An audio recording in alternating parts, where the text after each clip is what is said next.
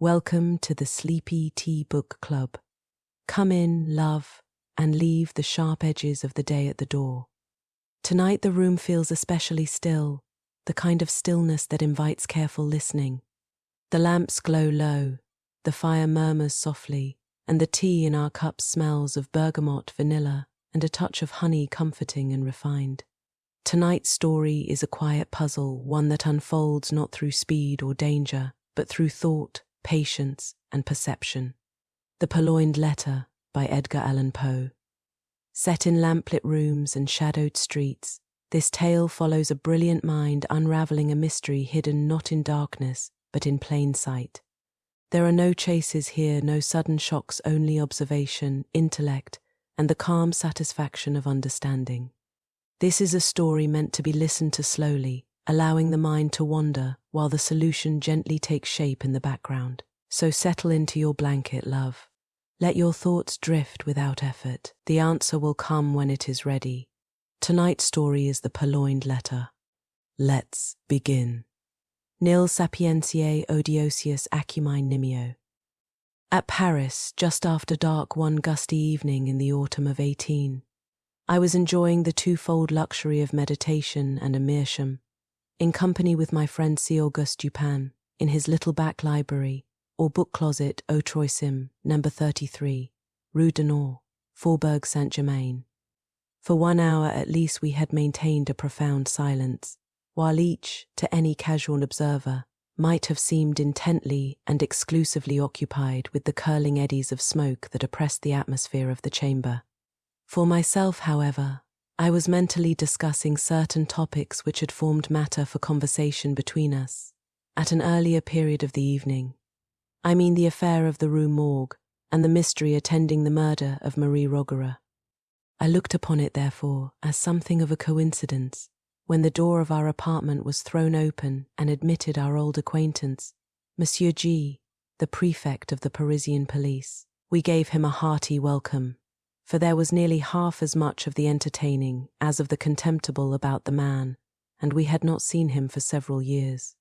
We had been sitting in the dark, and Dupin now arose for the purpose of lighting a lamp, but sat down again, without doing so, upon G.'s saying that he had called to consult us, or rather to ask the opinion of my friend, about some official business which had occasioned a great deal of trouble. If it is any point requiring reflection, observed Dupin, as he forbore to enkindle the wick, we shall examine it to better purpose in the dark. That is another of your odd notions, said the prefect, who had a fashion of calling everything odd that was beyond his comprehension, and thus lived amid an absolute legion of oddities. Thought very true, said Dupin, as he supplied his visitor with a pipe, and rolled towards him a comfortable chair. And what is the difficulty now? I asked. Nothing more in the assassination way, I hope. Oh no, nothing of that nature. The fact is, the business is very simple indeed, and I make no doubt that we can manage it sufficiently well ourselves. But then I thought Dupin would like to hear the details of it, because it is so excessively odd. Simple and odd, said Dupin. Why, yes, and not exactly that either. The fact is, we have all been a good deal puzzled because the affair is so simple, and yet baffles us altogether. Perhaps it is the very simplicity of the thing which puts you at fault, said my friend. What nonsense you do talk, replied the prefect, laughing heartily. Perhaps the mystery is a little too plain, said Dupin. Oh, good heavens! Who ever heard of such an idea? A little too self-evident. Ha, ha, ha, ha, ha, ho, ho, roared our visitor, profoundly amused. Oh, Dupin, you will be the death of me yet, I asked. Why, I will tell you, replied the prefect, as he gave a long, steady and contemplative puff and settled himself in his chair. I will tell you in a few words. But, before I begin, let me caution you that this is an affair demanding the greatest secrecy, and that I should most probably lose the position I now hold, were it known that I confided it to anyone. Proceed, said I. Or not, said Dupin. Well, then I have received personal information from a very high quarter that a certain document of the last importance has been purloined from the royal apartments. The individual who purloined it is known. This beyond a doubt he was seen to take it. It is known also that it still remains in his possession. How is this known? Asked Dupin. It is clearly inferred, replied the prefect, from the nature of the document, and from the non-appearance of certain results which would at once arise from its passing out of the robber's possession. That is to say, from his employing it as he must design in the end to employ it. Be a little more explicit, I said. Well, I may venture so far as to say that the paper gives its holder a certain power in a certain quarter, where such power is immensely valuable. The prefect was fond of the cant of diplomacy. Still, I do not quite understand, said Dupin. No? Well, the disclosure of the document to a third person who shall be nameless would bring in question the honour of a personage of most exalted station. And this fact gives the holder of the document an ascendancy over the illustrious personage whose honour and peace are so jeopardized. But this ascendancy, I interposed, would depend upon the robber's knowledge of the loser's knowledge of the robber. Who would dare the thief, said G, is the minister D, who dares all things, those unbecoming as well as those becoming a man. The method of the theft was not less ingenious than bold. The document in question, a letter, to be frank, had been received by the personage robbed while alone in the royal boudoir.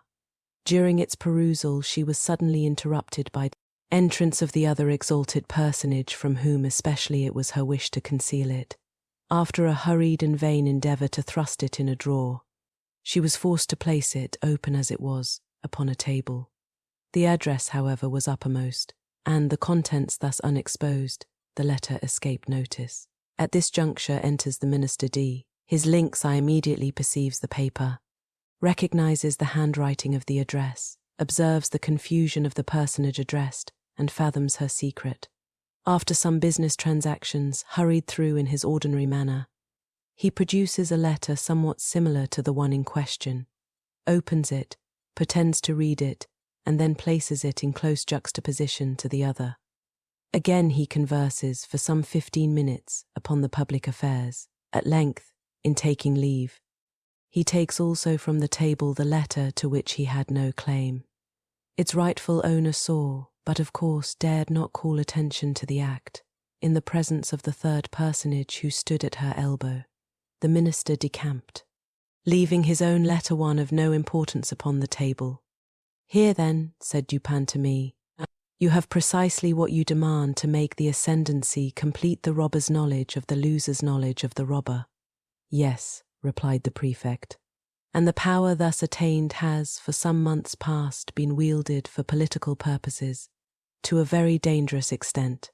The personage robbed is more thoroughly convinced, every day, of the necessity of reclaiming her letter, but this of course cannot be done openly. In fine, driven to despair, she has committed the matter to me. Than whom, said Dupin, amid a perfect whirlwind of smoke, no more sagacious agent could, I suppose, be desired or even imagined. You flatter me, replied the prefect. But it is possible that some such opinion may have been entertained. It is clear, said I, as you observe, that the letter is still in possession of the minister. Since it is this possession, and not any employment of the letter, which bestows the power, with the employment the power departs. True, said G. And upon this conviction I proceeded. My first care was to make thorough search of the minister's hotel, and here my chief embarrassment lay in the necessity of searching without his knowledge. Beyond all things, I have been warned of the danger which would result from giving him reason to suspect our design. But, said I, you are quite au fait in these investigations. The Parisian police have done this thing often before. Oh yes, and for this reason I did not despair. The habits of the minister gave me, too, a great advantage. He is frequently absent from home all night. His servants are by no means numerous. They sleep at a distance from their master's apartment and, being chiefly Neapolitans, are readily made drunk. I have keys, as you know, with which I can open any chamber or cabinet in Paris. For 3 months a night has not passed, during the greater part of which I have not been engaged, personally, in ransacking the D Hotel. My honour is interested, and, to mention a great secret, the reward is enormous. So I did not abandon the search until I had become fully satisfied that the thief is a more astute man than myself. I fancy that I have investigated every nook and corner of the premises in which it is possible that the paper can be concealed. But is it not possible, I suggested, that although the letter may be in possession of the minister, as it unquestionably is, he may have concealed it elsewhere than upon his own premises? This is barely possible, said Dupin. The present peculiar condition of affairs at court, and especially of those intrigues in which D is known to be involved, would render the instant availability of the document its susceptibility of being produced at a moment's notice a point of nearly equal importance with its possession. Its susceptibility of being produced, said I. That is to say, of being destroyed, said Dupin. True, I observed. The paper is clearly then upon the premises. As for its being upon the person of the minister, we may consider that as out of the question. Entirely, said the prefect. He has been twice waylaid as if by footpads, and his person rigorously searched under my own inspection. You might have spared yourself this trouble, said Dupin. D, I presume, is not altogether a fool, and, if not, must have anticipated these waylayings, as a matter of course. Not altogether a fool, said G, but then he's a poet, which I take to be only one remove from a fool.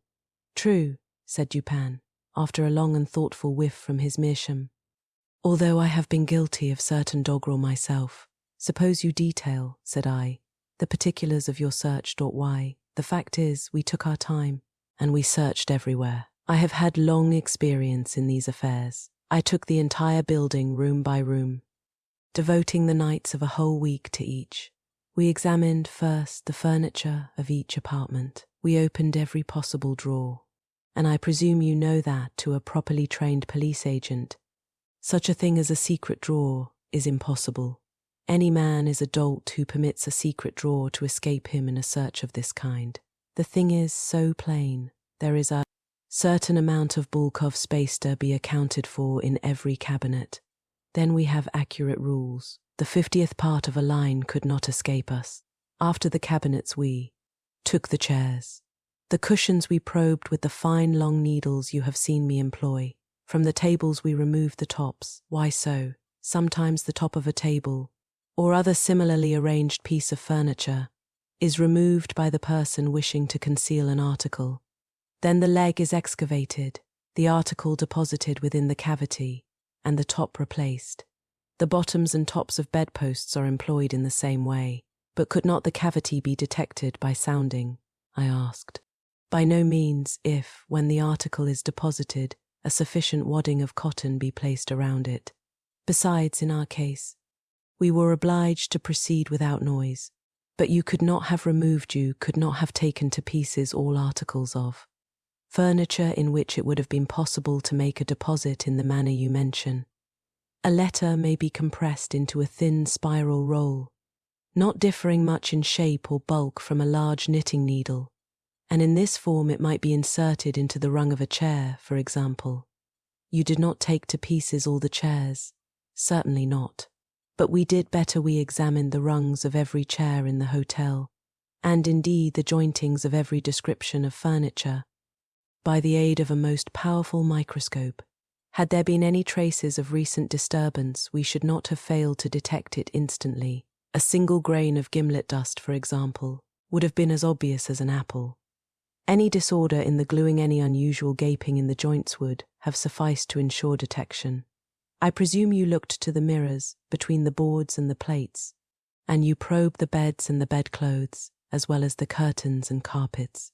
That, of course. And when we had absolutely completed every particle of the furniture in this way, then we examined the house itself. We divided its entire surface into compartments, which we numbered, so that none might be missed.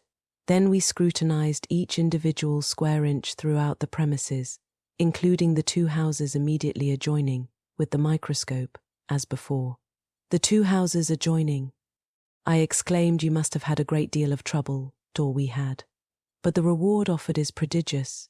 You include the grounds about the houses? All the grounds are paved with brick. They gave us comparatively little trouble. We examined the moss between the bricks and found it undisturbed. You looked among DS papers, of course, and into the books of the library. Certainly. We opened every package and parcel. We not only opened every book, but we turned over every leaf in each volume, not contenting ourselves with a mere shake. According to the fashion of some of our police officers, we also measured the thickness of every book cover with the most accurate measurement, and applied to each the most jealous scrutiny of the microscope.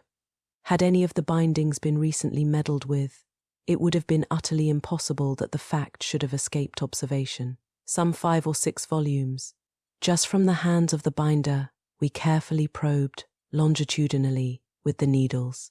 You explored the floors beneath the carpets, beyond doubt. We removed every carpet and examined the boards with the microscope. And the paper on the walls? Yes, you looked into the cellars. We did. Then I said, you have been making a miscalculation, and the letter is not upon the premises, as you suppose. I fear you are right there, said the prefect. And now, Dupin, what would you advise me to do? To make a thorough research of the premises, that is absolutely needless, replied G.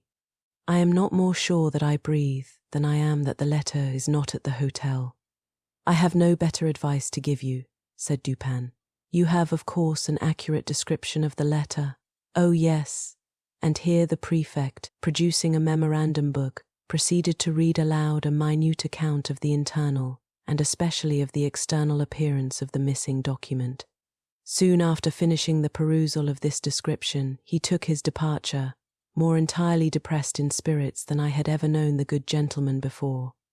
In about a month afterwards he paid us another visit, and found us occupied very nearly as before. He took a pipe and a chair and entered into some ordinary conversation. At length I said, well, but G, what of the Purloined letter? I presume you have at last made up your mind that there is no such thing as overreaching the minister. Confound him, say I. Yes. I made the re-examination, however, as Dupin suggested, but it was all labour lost, as I knew it would be. How much was the reward offered, did you say? Asked Dupin. Why, a very great deal, a very liberal reward. I don't like to say how much precisely. But one thing I will say, that I wouldn't mind giving my individual cheque for 50,000 francs to anyone who could obtain me that letter. The fact is, it is becoming of more and more importance every day, and the reward has been lately doubled. If it were trebled, however, I could do no more than I have done. Why, yes, said Dupin drawlingly, between the whiffs of his meerschaum, I really think you have not exerted yourself to the utmost in this matter. You might do a little more, I think, eh? How? In what way? Why, puff, puff, you might puff, employ counsel in the matter, eh? Puff, puff, puff. Do you remember the story they tell of Abernethy? No. Hang Abernethy, to be sure. Hang him and welcome. But, once upon a time, a certain rich miser conceived the design of sponging upon this Abernethy for a medical opinion.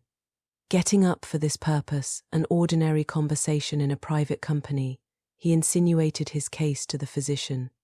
As that of an imaginary individual, we will suppose, said the miser, that his symptoms are such and such. Now, doctor, what would you have directed him to take? Take, said Abernethy, why, take advice, to be sure. But, said the prefect, a little discomposed, I am perfectly willing to take advice and to pay for it. I would really give 50,000 francs to anyone who would aid me in the matter. In that case, replied Dupin, opening a drawer and producing a cheque-book, you may as well fill me up a cheque for the amount mentioned. When you have signed it, I will hand you the letter. I was astounded. The prefect appeared absolutely thunderstricken. For some minutes he remained speechless and motionless, looking incredulously at my friend with open mouth, and eyes that seemed starting from their sockets. Then, apparently recovering himself in some measure, he seized a pen, and after several pauses and vacant stares, finally filled up and signed a cheque for 50,000 francs, and handed it across the table to Dupin. The latter examined it carefully and deposited it in his pocket-book, then, unlocking an escritoire, took thence a letter and gave it to the prefect. This functionary grasped it in a perfect agony of joy, opened it with a trembling hand, cast a rapid glance at its contents, and then, scrambling and struggling to the door, rushed at length unceremoniously from the room and from the house, without having uttered a syllable since Dupin had requested him to fill up the cheque. When he had gone, my friend entered into some explanations. The Parisian police, he said, are exceedingly able in their way. They are persevering, ingenious, cunning, and thoroughly versed in the knowledge which their duties seem chiefly to demand. Thus, when G detailed to us his mode of searching the premises at the Hotel D, I felt entire confidence in his having made a satisfactory investigation so far as his labours extended. So far as his labours extended, said I. Yes, said Dupin. The measures adopted were not only the best of their kind, but carried out to absolute perfection. Had the letter been deposited within the range of their search, these fellows would, beyond a question, have found it. I merely laughed, but he seemed quite serious in all that he said. The measures, then, he continued, were good in their kind and well executed. Their defect lay in their being inapplicable to the case and to the man. A certain set of highly ingenious resources are, with the prefect, a sort of Procrustean bed, to which he forcibly adapts his designs, but he perpetually errs by being too deep or too shallow for the matter in hand. And many a schoolboy is a better reasoner than he. I knew one about 8 years of age, whose success at guessing in the game of even and odd attracted universal admiration. This game is simple and is played with marbles. One player holds in his hand a number of these toys and demands of another whether that number is even or odd. If the guess is right, the guesser wins one. If wrong, he loses one. The boy to whom I allude won all the marbles of the school. Of course he had some principle of guessing, and this lay in mere observation and admeasurement of the astuteness of his opponents. For example, an arrant simpleton is his opponent, and, holding up his closed hand, asks, "Are they even or odd?" Our schoolboy replies, "Odd," and loses. But upon the second trial he wins, for he then says to himself, "The simpleton had them even upon the first trial, and his amount of cunning is just sufficient to make him have them odd upon the second. I will therefore guess odd. He guesses odd, and wins." Now, with a simpleton a degree above the first, he would have reasoned thus: "This fellow finds that in the first instance I guessed odd, and in the second he will propose to himself, upon the first impulse, a simple variation from even to odd, as did the first simpleton. But then a second thought will suggest that this is too simple a variation, and finally he will decide upon putting it even as before. I will therefore guess even. He guesses even and wins." Now this mode of reasoning in the schoolboy, whom his fellows termed lucky, what, in its last analysis, is it? It is merely, I said, an identification of the reasoner's intellect with that of his opponent. "It is," said Dupin. And upon inquiring of the boy by what means he effected the thorough identification in which his success consisted, I received answer as follows: "When I wish to find out how wise or how stupid or how good or how wicked is anyone, or what are his thoughts at the moment, I fashion the expression of my face, as accurately as possible, in accordance with the expression of his, and then wait to see what thoughts or sentiments arise in my mind or heart, as if to match or correspond with the expression. This response of the schoolboy lies at the bottom of all the spurious profundity which has been attributed to Rochefoucauld, to La Bougive, to Machiavelli, and to Campanella. And the identification, I said, of the reasoner's intellect with that of his opponent depends, if I understand you aright, upon the accuracy with which the opponent's intellect is admeasured. For its practical value it depends upon this," replied Dupin, "and the prefect and his cohort fail so frequently, first by default of this identification, and secondly by ill-admeasurement, or rather through non-admeasurement, of the intellect with which they are engaged. They consider only their own ideas of ingenuity, and, in searching for anything hidden, advert only to the modes in which they would have hidden it. They are right in this much that their own ingenuity is a faithful representative of that of the mass. But when the cunning of the individual felon is diverse in character from their own, the felon foils them, of course. This always happens when it is above their own, and very usually when it is below. They have no variation of principle in their investigations, At best, when urged by some unusual emergency, by some extraordinary reward, they extend or exaggerate their old modes of practice without touching their principles. What, for example, in this case of D, has been done to vary the principle of action? What is all this boring and probing and sounding, and scrutinizing with the microscope and dividing the surface of the building into registered square inches? What is it all but an exaggeration of the application of the one principle or set of principles of search, which are based upon the one set of notions regarding human ingenuity, to which the prefect, in the long routine of his duty, has been accustomed? Do you not see he has taken it for granted that all men proceed to conceal a letter, not exactly in a gimlet hole bored in a chair leg, but, at least, in some out-of-the-way hole or corner suggested by the same tenor of thought which would urge a man to secrete a letter in a gimlet hole bored in a chair leg? And do you not see also that such recherche nooks for concealment are adapted only for ordinary occasions, and would be adopted only by ordinary intellects? For, in all cases of concealment, a disposal of the article concealed, a disposal of it in this recherche manner, is, in the very first instance, presumable and presumed, and thus its discovery depends, not at all upon the acumen, but altogether upon the mere care, patience, and determination of the seekers. And where the case is of importance, or what amounts to the same thing in the political eyes, when the reward is of magnitude, the qualities in question have never been known to fail. You will now understand what I meant in suggesting that, had the Purloined letter been hidden anywhere within the limits of the prefect's examination, in other words, had the principle of its concealment been comprehended within the principles of the prefect, its discovery would have been a matter altogether beyond question. This functionary, however, has been thoroughly mystified, and the remote source of his defeat lies in the supposition that the minister is a fool because he has acquired renown as a poet.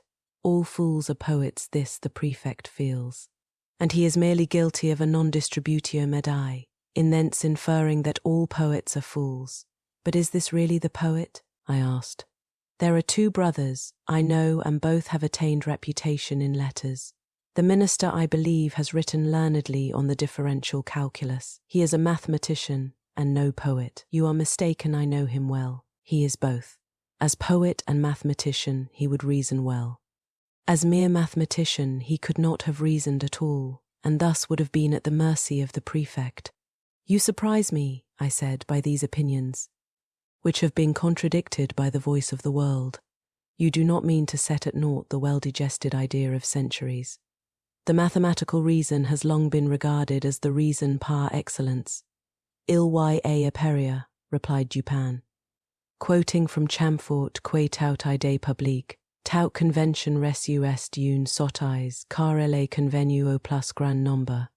The mathematicians, I grant you, have done their best to promulgate the popular error to which you allude, and which is none the less an error for its promulgation as truth. With an art worthy a better cause, for example, they have insinuated the term analysis into application to algebra. The French are the originators of this particular deception. But if a term is of any importance, if words derive any value from applicability, then analysis conveys algebra about as much as, in Latin, ambitus implies ambition, religio religion, or homines honesty, a set of honourable men. You have a quarrel on hand, I see, said I, with some of the algebraists of Paris. But proceed. I dispute the availability, and thus the value, of that reason which is cultivated in any especial form other than the abstractly logical. I dispute, in particular, the reason adduced by mathematical study. The mathematics are the science of form and quantity. Mathematical reasoning is merely logic applied to observation upon form and quantity. The great error lies in supposing that even the truths of what is called pure algebra are abstract or general truths.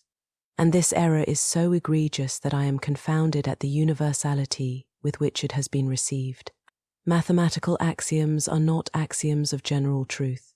What is true of relation of form and quantity is often grossly false in regard to morals, for example. In this latter science, it is very usually untrue that the aggregated parts are equal to the whole. In chemistry also the axiom fails.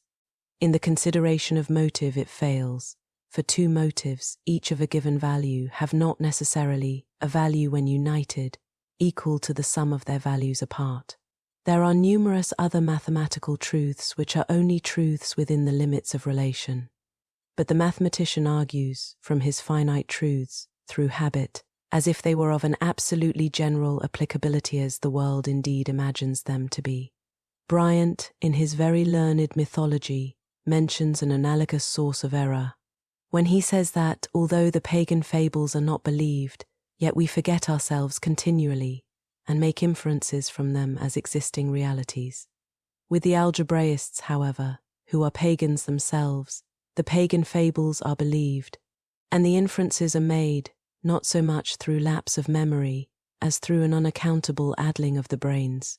In short, I never yet encountered the mere mathematician who could be trusted out of equal roots, or one who did not clandestinely hold it as a point of his faith that x2 plus px was absolutely and unconditionally equal to q.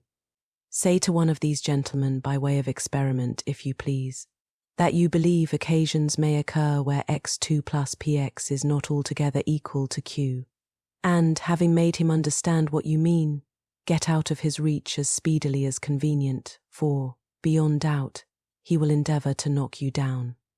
I mean to say, continued Dupin, while I merely laughed at his last observations, that if the minister had been no more than a mathematician, the prefect would have been under no necessity of giving me this check. I know him, however, as both mathematician and poet, and my measures were adapted to his capacity, with reference to the circumstances by which he was surrounded. I knew him as a courtier too, and as a bold intriguant. Such a man, I considered, could not fail to be aware of the ordinary policial modes of action. He could not have failed to anticipate, and events have proved that he did not fail to anticipate the waylayings to which he was subjected. He must have foreseen, I reflected, the secret investigations of his premises. His frequent absences from home at night, which were hailed by the prefect as certain aids to his success, I regarded only as ruses, to afford opportunity for thorough search to the police, and thus the sooner to impress them with the conviction to which G, in fact, did finally arrive, the conviction that the letter was not upon the premises. I felt also that the whole train of thought, which I was at some pains in detailing to you just now, concerning the invariable principle of policial action in searches for articles concealed, I felt that this whole train of thought would necessarily pass through the mind of the minister. It would imperatively lead him to despise all the ordinary nooks of concealment. He could not, I reflected, be so weak as not to see that the most intricate and remote recess of his hotel would be as open as his commonest closets to the eyes, to the probes, to the gimlets, and to the microscopes of the prefect. I saw, in fine, that he would be driven as a matter of course to simplicity, if not deliberately induced to it as a matter of choice. You will remember perhaps how desperately the prefect laughed when I suggested, upon our first interview, that it was just possible this mystery troubled him so much on account of its being so very self-evident. Yes, said I remember his merriment well. I really thought he would have fallen into convulsions. The material world, continued Dupin, abounds with very strict analogies to the immaterial, and thus some colour of truth has been given to the rhetorical dogma that metaphor or simile may be made to strengthen an argument, as well as to embellish a description. The principle of the vis inertia, for example, seems to be identical in physics and metaphysics.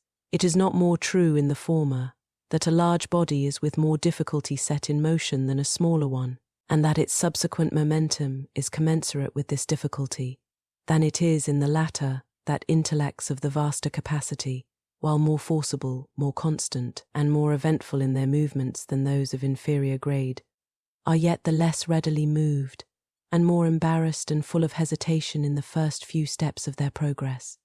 Have you ever noticed which of the street signs over the shop doors are the most attractive of attention? I have never given the matter a thought, I said. There is a game of puzzles, he resumed, which is played upon a map. One party playing requires another to find a given word, the name of town, river, state, or empire, any word, in short, upon the motley and perplexed surface of the chart. A novice in the game generally seeks to embarrass his opponents by giving them the most minutely lettered names, but the adept selects such words as stretch, in large characters, from one end of the chart to the other. These, like the over-largely lettered signs and placards of the street, escape observation by dint of being excessively obvious. And here the physical oversight is precisely analogous with the moral inapprehension by which the intellect suffers to pass unnoticed those considerations which are too obtrusively and too palpably self-evident. But this is a point, it appears, somewhat above or beneath the understanding of the prefect. He never once thought it probable or possible that the minister had deposited the letter immediately beneath the nose of the whole world, by way of best preventing any portion of that world from perceiving it. But the more I reflected upon the daring, dashing, and discriminating ingenuity of D, upon the fact that the document must always have been at hand, if he intended to use it to good purpose, and upon the decisive evidence obtained by the prefect that it was not hidden within the limits of that dignitary's ordinary search, the more satisfied I became that, to conceal this letter, the minister had resorted to the comprehensive and sagacious expedient of not attempting to conceal it at all. Full of these ideas, I prepared myself with a pair of green spectacles and called one fine morning, quite by accident, at the ministerial hotel. I found D at home, yawning, lounging and dawdling, as usual, and pretending to be in the last extremity of ennui. He is, perhaps, the most really energetic human being now alive, but that is only when nobody sees him. To be even with him, I complained of my weak eyes, and lamented the necessity of the spectacles, under cover of which I cautiously and thoroughly surveyed the whole apartment, while seemingly intent only upon the conversation of my host.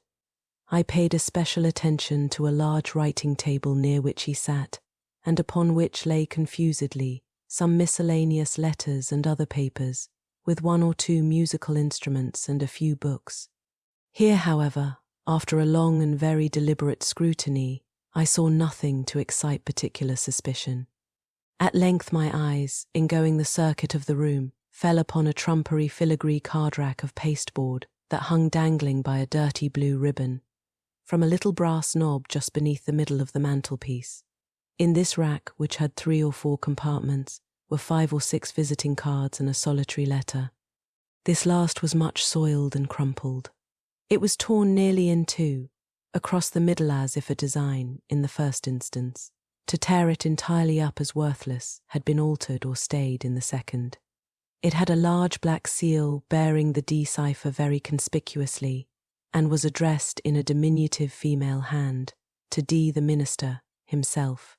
It was thrust carelessly, and even as it seemed contemptuously, into one of the uppermost divisions of the rack. No sooner had I glanced at this letter than I concluded it to be that of which I was in search. To be sure, it was, to all appearance, radically different from the one of which the prefect had read us so minute a description.